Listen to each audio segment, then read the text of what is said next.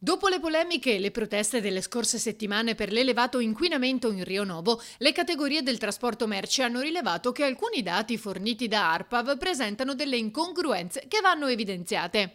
Nel redigere queste relazioni che in alcuni orari, tra le 19 e le 21, ci sono dei picchi molto alti, i quali non corrispondono con i passaggi dei mezzi da trasporto. Questo evidentemente ci ha fatto pensare, anche se in realtà i dati rispetto all'anno scorso nello stesso periodo sono diminuiti, cioè quindi l'inquinamento è diminuito in virtù del fatto che l'ordinanza prevede un senso unico.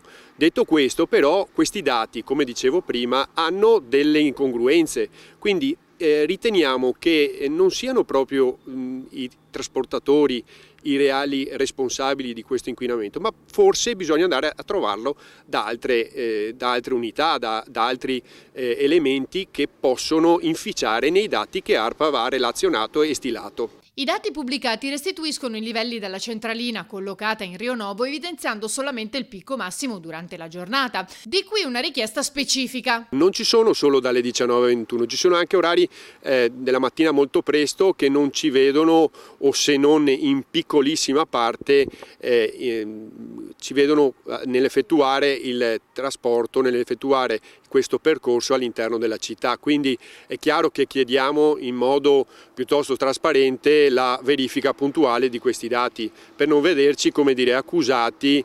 dell'inquinamento che in questo momento la città sta subendo.